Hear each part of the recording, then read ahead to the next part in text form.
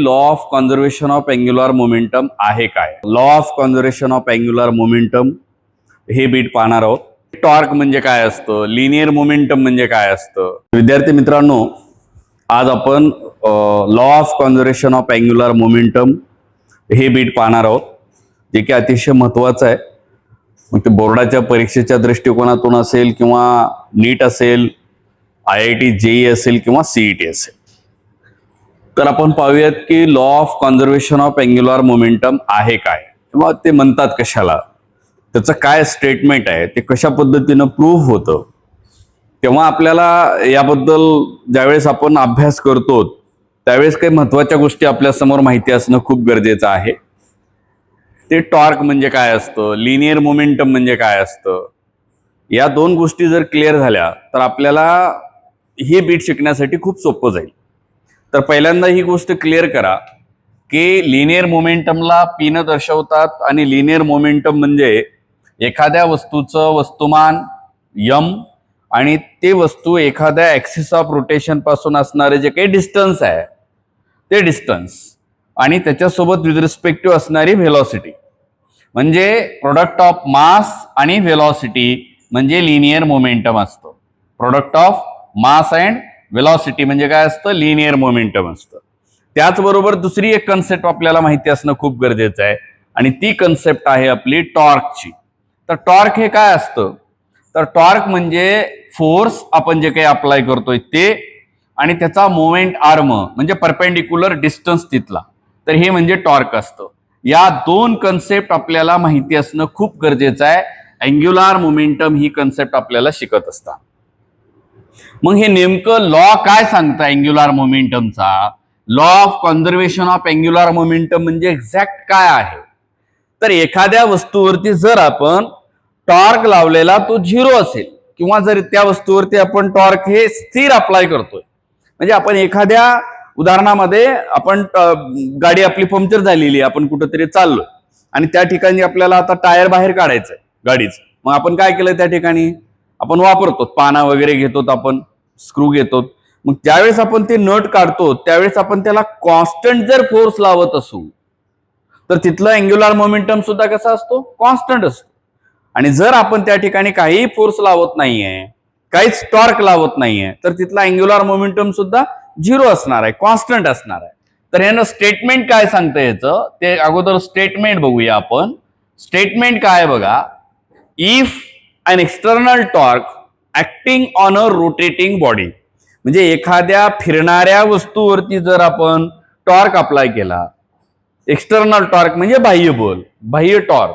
If an external torque acting on a rotating body is a 0, म्हणजे त्या ठिकाणचा apply करणारा टॉर्क हा जर 0 असेल, किंवा जर तो टॉर्क हा कॉन्स्टंट असेल. काय म्हणतं statement, if an external torque acting on rotating body is 0 और कॉन्स्टंट, देन तेव्हा the angular momentum is also remains constant. तर तिथला अँग्युलर मोमेंटम सुद्धा काय असतो, कॉन्स्टंट असतो. हे स्टेटमेंट आहे law of conservation of angular मोमेंटमचं. आता हे स्टेटमेंट आपल्याला प्रूफ करायचंय, म्हणजे हे आपण जे आता बोललोय हे सिद्ध आपल्याला करायचंय की अँग्युलर मोमेंटम हे कॉन्स्टंट असतं जेव्हा आपण त्या वस्तूवरती लावणारं टॉर्क किंवा त्या वस्तूवरती कार्य करणारा टॉर्क हा कॉन्स्टंट असेल किंवा 0 असेल, तर त्या ठिकाणी अँग्युलर मोमेंटम हा कॉन्स्टंट असतो. हे आपल्याला प्रूफ करायचं. मग प्रूफ करत असताना नेमकं या ठिकाणी आपल्याला ते प्रूफ कशा पद्धतीनं करायचं आहे, ते प्रूफ करत असताना आपण कोणकोणत्या गोष्टीचा या ठिकाणी आपल्याला नॉलेज असणं गरजेचं आहे, तर ते आपल्याला बघायचं. ज्यावेळेस आपण या अँग्युलर मोमेंटम हे कॉन्स्टंट आहे हे आपण प्रूफ करणार आहोत, तर त्यावेळेस आपल्याला सगळ्यात महत्वाची गोष्ट आहे, आणि ती गोष्ट काय आहे माहिती आहे की टॉर्क म्हणजे काय. तर मी तुम्हाला त्या ठिकाणी सांगितलं टॉर्क म्हणजे काय, तर आपल्याला माहिती असणं गरजेचं आहे. आता अजून एक गोष्ट आपल्या समोर आहे, ती गोष्ट काय आहे, तर टॉर्कला कन्सेप्ट घेत असताना आपण लिनियर मोमेंटमच्या कन्सेप्ट सोबत आपण काय घेणार आहोत, किंवा अँग्युलर मोमेंटमची टर्म घेत असताना आपण त्या लिनियर मोमेंटम सोबत कोणती टर्म आपण घेणार आहोत.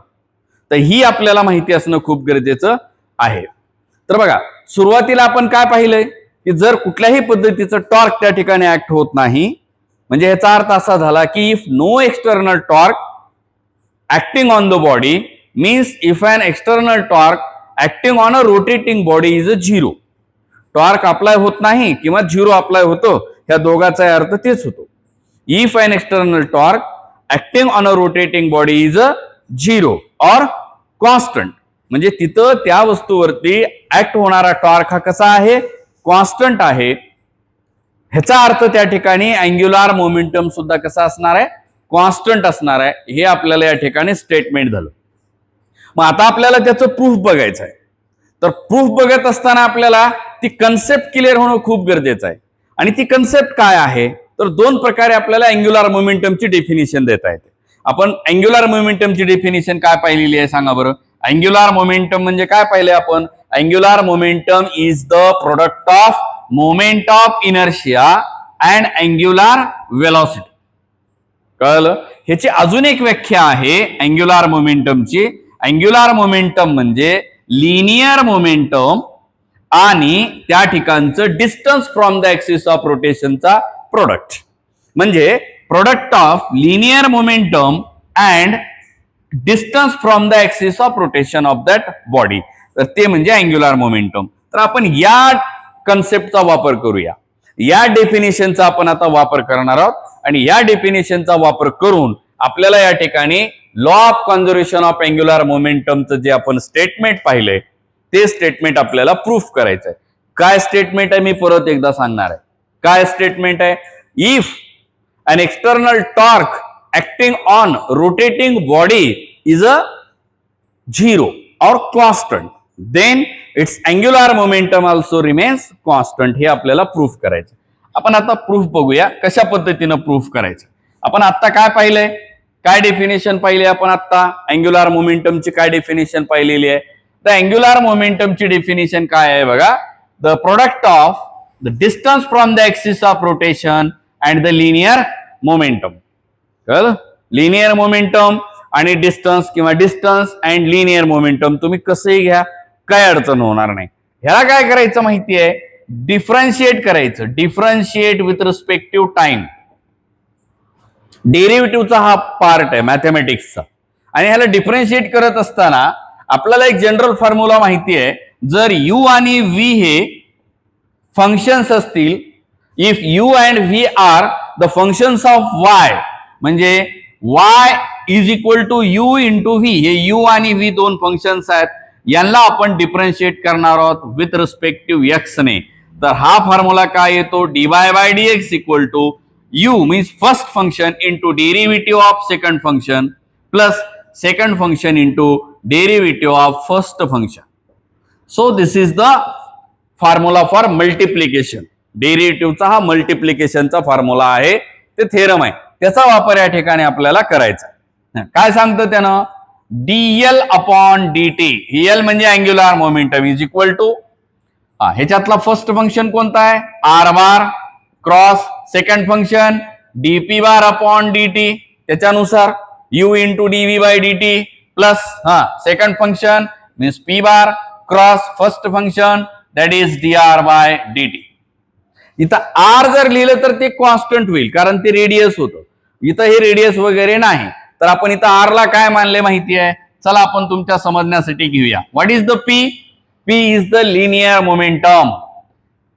दिस is the linear momentum P bar. What is the L bar, L bar is a angular momentum. And what is the R bar, R bar is the distance from axis of rotation of that body. कळलं ना, distance आहे हे. आता बघा ह्याचा आपण डेरिव्हेटिव्हचा formula apply केलाय मल्टिप्लिकेशनचा, आणि मग काय होतं, तर R bar cross the rate of change of linear momentum is called as a force according to Newton second law of motion. This is the F bar plus P bar cross this is the distance, that means displacement. The rate of change of displacement with respect to time is called as the velocity. So again here we can write r bar cross f bar plus p bar means what. मी आता इथं थोड्या वेळापूर्वी तुम्हाला सांगितलं होतं की P म्हणजे काय असतं, product of mass and velocity. कळलं का, product and mass of velocity. मग लिहिला आपण इथे या ठिकाणी M cross V bar cross V बार. आता थोडस जर तुम्ही ऑब्झर्व केलात तर तुमच्या लक्षात येईल हे एम बार हे व्ही बार क्रॉस व्ही बारला आपण एकत्र घेणार आहोत. आणि आपल्याला माहिती आहे डॉट प्रोडक्ट आणि क्रॉस प्रोडक्ट आपण स्केलार व्हेक्टर या चॅप्टर मध्ये पाहिलं 11th मध्ये. जर या ठिकाणी आय बार डॉट किंवा I cap dot J cap I cap dot I cap equal to J cap dot J cap equal to K cap dot K cap असेल तर याची व्हॅल्यू 1 येते डॉट प्रोडक्ट मध्ये. परंतु हे जर I cap cross I cap equal to J cap cross J cap is equal to K cap cross K cap असेल तर ते 0 येतं स्केलार वेक्टर मध्ये. ह्याचा अर्थ असा झाला की व्ही कॅप किंवा V bar cross V bar is equal to 0 होईल, कारण I bar cross I bar आहे. V bar cross V bar म्हणजे काय होईल 0. आणि ह्याचा वापर जर आपण या ठिकाणी केला तर R bar cross F bar plus M and that is 0. And so this term will become 0. So r bar cross f bar and plus 0 लिहायची आवश्यकता नाही. So this is the dl bar upon dt. पण मी आत्ताच एक थोड्या पूर्वी तुम्हाला definition पाहिली होती, सांगितली होती. What is the torque. Torque म्हणजे काय सांगितलं होतं मी, परपेंडिक्युलर डिस्टन्स आणि फोर्स किंवा फोर्स अँड परपेंडिक्युलर डिस्टन्स त्यालाच आपण टॉर्क म्हणतो. आणि ह्याच्यावरनं ह्याचा अर्थ होतो टॉर्क. हे झालं डीएल बार अपॉन डीटी. म्हणजे आपल्या समोर काय फॉर्म्युला आला रे, टॉर्क चा फॉर्म्युला काय आला माय, dl bar upon DT is equal to torque. हे इकडे तिकडे लिहून घेतले आपण. हे आला आपला टॉर्क. परंतु स्टेटमेंट काय सांगितलं आता आपल्याला, स्टेटमेंट काय सांगितलं होतं सांगा बरं. If an external torque acting on a rotating body is a 0. जर त्या ठिकाणी आपल्याला या अँग्युलर मोमेंटमच्या स्टेटमेंट वरनं लॉच्या जर त्या ठिकाणी ऍक्ट होणारा टॉर्क हा 0 असेल, कॉन्स्टंट असेल, तर त्या ठिकाणी अँग्युलर मोमेंटम हा काय येतो, कॉन्स्टंट येतो.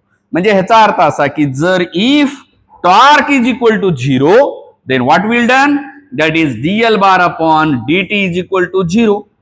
आला लक्षात. टॉर्कची किंमत 0 ठेवली आपण. मला सांगा जसं आपण इथं डेरिव्हेटिव्हचा हा मल्टिप्लिकेशन थिअरम पाहिलाय त्याच पद्धतीने आपल्याकडे अजून एक फॉर्म्युला आहे, derivative of any constant function is a 0. म्हणजे के हे काय आहे या ठिकाणी, कॉन्स्टंट आहे. जर के कॉन्स्टंट आहे तर कुठल्याही कॉन्स्टंट फंक्शनचा डेरिव्हेटिव्ह 0 असतो.